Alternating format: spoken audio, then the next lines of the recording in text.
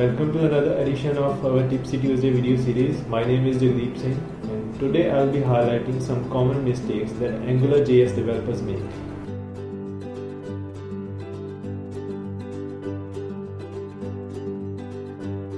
So the first common mistake that Angular developers make is not having a dot in there. Let me show you an example of it. You probably have read that if you are not having a dot in your ng model, you are doing it wrong.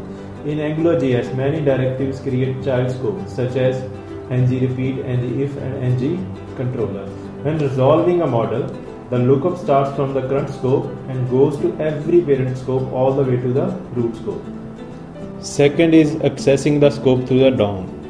There are a few optimization tweaks recommended for production. One of them is disabling the debug info.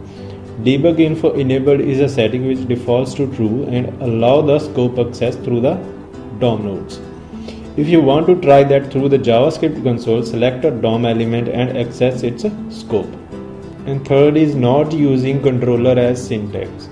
The alternative and the most efficient way to assign models is to use a controller object instead of injected scope. Instead of injecting scope, we can define models like this.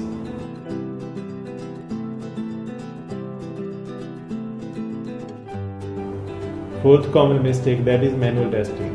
While test-driven development might not be the every developer's preferred development method, every time a developer checks to see if the code works or not, he or she is doing manual testing. There are no excuses for not writing tests for an Angular app. AngularJS was designed to be testable from ground up.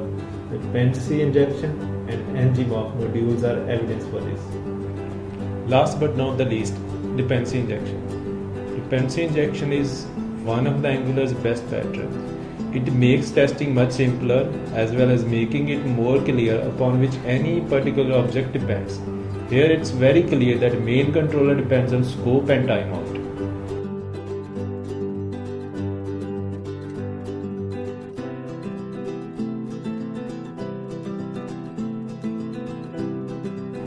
This works well until you are ready to go to production and want to minify your code. Using Uglify.js, the example becomes the following.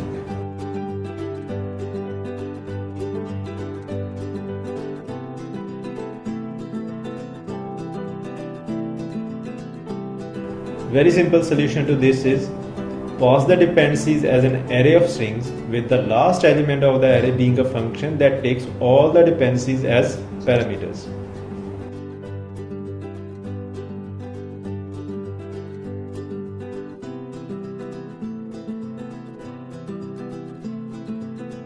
This then minifies the code with very clear dependencies that Angular knows how to interpret.